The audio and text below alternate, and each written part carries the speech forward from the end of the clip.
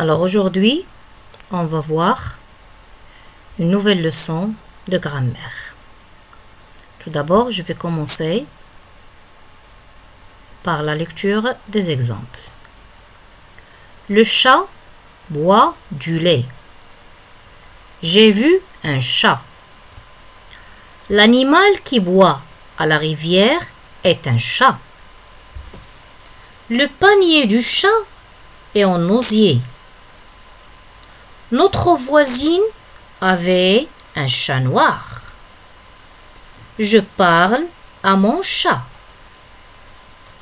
J'ai acheté la pâtée pour mon chat. Grâce au chat, il n'y a plus de souris. Très bien. Alors la première remarque, comme vous voyez, à chaque fois se répète le mot chat pour toutes les phrases. Alors si maintenant on a posé la question, quelle est la classe grammaticale du mot chat? Alors la classe grammaticale du mot chat c'est un nom commun. Chat c'est un nom commun. Maintenant on va voir pourquoi on a utilisé le même nom pour toutes les phrases. C'est pour identifier quelque chose. Très bien. Alors, supposons, on pose la question. Dans quelle phrase le mot chat commande l'accord d'un verbe? Complète un verbe avec ou sans préposition. Apporte une information à la phrase. Très bien. Alors regardez avec moi commande. Alors cela signifie que ici le mot chat a un rôle dans toutes ces phrases. Un rôle veut dire le mot chat a une fonction grammaticale. A une fonction grammaticale. Alors notre leçon, les fonctions grammaticales. Les fonctions grammaticales. Alors, mais faites attention, ne confondez pas la classe grammaticale avec la fonction grammaticale. La classe grammaticale du mot chat, c'est un nom. Mais maintenant, on va voir sa fonction. Sa fonction veut dire son rôle. Son rôle dans la phrase. Alors, la première phrase. Le chat boit du lait. Voilà ici le verbe. C'est le verbe boire. C'est le verbe boire. C'est le mot chat ici qui commande le verbe. J'ai déjà posé la question. Qui commande l'accord d'un verbe? Regardez, le verbe boire ici est conjugué à la troisième personne du singulier. Parce que le chat, ce nom, exprime la troisième personne du singulier. Très bien. Alors, si on veut chercher ici la fonction, on pose la question. Qui boit du lait? Qui boit du lait? C'est le chat. C'est le chat qui boit du lait. Alors, c'est le chat qui a fait l'action. Qui a fait l'action de boire. Alors, sa fonction grammaticale dans cette phrase, c'est un sujet. Alors ici, elle joue la fonction d'un sujet. Son rôle dans cette phrase est un sujet. Très bien, je passe à la deuxième. J'ai vu un chat. J'ai vu un chat. La même chose, je veux voir le rôle du nom chat ici. Je pose la question. J'ai vu. J'ai vu quoi? J'ai vu quoi? J'ai vu un chat. Un chat. Alors ici le rôle. Le rôle du mot chat, elle complète un verbe. Elle complète un verbe. Très bien. Elle complète un verbe. J'ai vu quoi? Hein? On a ajouté chat pour compléter le sens du verbe voir. Parce que je ne peux pas dire j'ai vu et je vais stopper. Non. J'ai ajouté un chat pour faire compléter le verbe voir. Alors ici, sa fonction grammaticale, c'est un complément d'objet direct. C'est un complément d'objet direct. Je passe à la troisième. L'animal qui boit à la rivière est un chat. L'animal qui boit à la rivière est un chat. Voilà. Alors, un chat. Un chat, quel est son rôle ici? Qu'est-ce qu'il nous complète? Qu'est-ce qu'il nous complète? Elle a une relation avec... Regardez. Elle a une relation avec l'animal. Avec l'animal. Un chat, elle nous complète l'animal. Il s'agit d'un animal. L'animal, c'est un chat. Ou un chat, c'est l'animal. Voilà. Mais entre l'animal et un chat, on a et. On a et. Qu'est-ce que c'est que ça et? Et, c'est le verbe être. Ou qu'est-ce que c'est que ça le verbe être? Le verbe être, c'est un verbe d'état. C'est un verbe d'état. Voilà. Un chat ici est venu groupe nominal. Il ne complète le sens de l'animal. L'animal, comment fonctionne ici? L'animal est un sujet. L'animal est un sujet. Un chat nous donne des précisions sur cet animal. Veut dire de quel animal s'agit-il? D'un chat. Alors entre le sujet et entre un chat, on a le verbe être. Le verbe être, c'est un verbe d'état. Alors ici, un chat fonctionne comme attribut du sujet. Attribut du sujet. Très bien. La quatrième. Le panier du chat est en osier. Le panier du chat. Chat ici. Qu'est-ce qu'il ne complète? Ne complète un verbe? Ici, il n'y a plus un verbe. Qu'est-ce qu'il ne complète? Voilà, je pose la question. Le panier. De quel panier s'agit-il? C'est de qui ce panier? C'est le panier du chat. Alors, quand on a ajouté le nom chat, il ne complète le nom panier. Alors, panier, c'est un nom. Il ne s'agit pas d'un verbe ici. C'est un nom. Alors panier, c'est un nom. Au chat, c'est un nom. Alors, les deux sont liés par du. Du, c'est une préposition. C'est une préposition. Alors ici, chat, elle ne complète le sens du nom panier. Une boîte à bijoux. Une boîte de chocolat. Alors, deux prépositions, chocolat remplace boîte. Alors, chat ici donne des précisions sur le panier. Alors, chat ici fonctionne comme complément de nom. Complément de nom. Voilà. Notre voisine avait un chat noir. Un chat noir.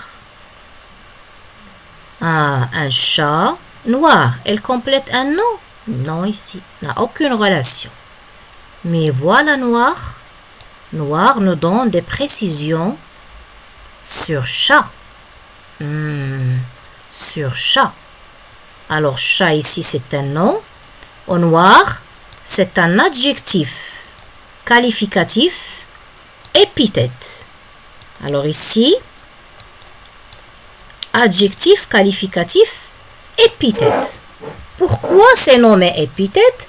Car elle est placée directement après le nom qu'elle qualifie. Regardez ici. Elle est liée par un verbe d'état. Mais ici, on a l'adjectif et on a le nom. Directement, il n'y a plus ici un verbe d'état. Alors, noir, c'est un adjectif qualificatif épithète. Alors, épithète aussi, c'est une fonction. D'accord? C'est une fonction grammaticale. Je parle à mon chat. Je parle à mon chat. Je pose la question. Je parle à qui? Je parle à mon chat. Ah, voilà ici. Mon chat complète le verbe. A une relation avec le verbe parler. Ici, le chat a une relation avec le nom. Mais ici, le chat, on a utilisé pour compléter le sens du verbe. Je parle à qui? À mon chat. Alors, mon chat ici fonctionne comme complément d'objet indirect, car il complète le verbe en se. Regardez, elle est liée avec une préposition. À, de, pour, son, etc. Ce sont des prépositions. Alors, le verbe est, ici, elle est venue groupe nominal, d'accord, qui complète le verbe. On pose la question à qui, ou bien à quoi, ou bien de qui, ou bien de quoi, ou bien pour, et ainsi de suite. Alors ici, on complète le sens du verbe. Alors, sa fonction grammaticale, c'est un complément d'objet indirect. J'ai acheté la pâtée pour mon chat. Voilà. J'ai acheté, voilà. J'ai acheté quoi? J'ai acheté quoi? J'ai acheté la pâtée. Voilà. On a déjà dit, quand je pose la question avec quoi, veut dire je cherche complément d'objet direct. J'ai acheté quoi? J'ai acheté la pâtée. La pâtée, c'est ce qu'il mange, le chat ou bien le chien ou bien. Alors, la pâtée, ici, est venue complément d'objet direct. Alors, la fonction de pâtée ici, c'est un complément d'objet direct. Elle complète le sens du verbe. Mais pour qui j'ai acheté, moi, la pâtée? Pour qui? C'est pour mon chat. C'est pour mon chat. Alors, ici, on a déjà un complément d'objet direct. Donc, on a posé la question, quoi? J'ai acheté quoi? Pour qui? Deux questions. Alors, on a basé sur le premier complément d'objet direct. Et ici, pour, c'est une préposition, mon chat. Alors, normalement, elle ressemble ici à mon chat. Elle fonctionne comme complément d'objet indirect. D'accord? Parce qu'on a la préposition pour. Pour mon chat. Alors, l'origine ici de ce complément, c'est un complément d'objet indirect. D'accord? Mais, puisqu'on a déjà un complément d'objet direct, la pâtée, alors ici, c'est un deuxième complément. Alors, elle fonctionne comme complément d'objet second. Et si grâce au chat, il n'y a plus de souris. Ici, le mot chat, d'accord, n'a la relation ni avec le verbe, ni avec le nom. Mais elle a une relation avec toute la phrase. Parce que je peux dire, il n'y a plus de souris grâce au chat. Ici, on nous donne des informations plus précises sur le chat. Très bien, je passe à la deuxième partie de la leçon. Je lis les exemples. Le troupeau des chèvres était allé à la rivière. Le chien garde le troupeau avec prudence. Chaque jour, le troupeau des chèvres se nourrissait de l'herbe. Ah, regardez, j'ai déjà écrit des mots d'autres couleurs. Quelles fonctions sont liées à ces phrases? Ces phrases, voilà, quelles fonctions ce sont des compléments d'objet direct, indirect, ce sont des attributs, sujets, ce sont des épithètes, ce sont des compléments de nom. Ah, on verra. Le troupeau des chèvres était allé. Était allé, je pose la question. La question posée ici. Qui? Quoi? Non. Le troupeau des chèvres était allé où? Où? À la rivière. À la rivière. Alors, j'ai posé la question où? Alors, quand je pose la question où, je cherche la fonction d'un complément circonstanciel de lieu qui est lié à toute la phrase.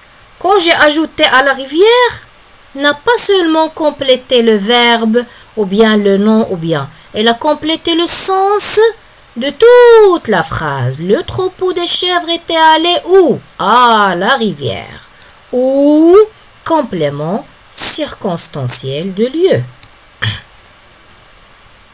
La deuxième.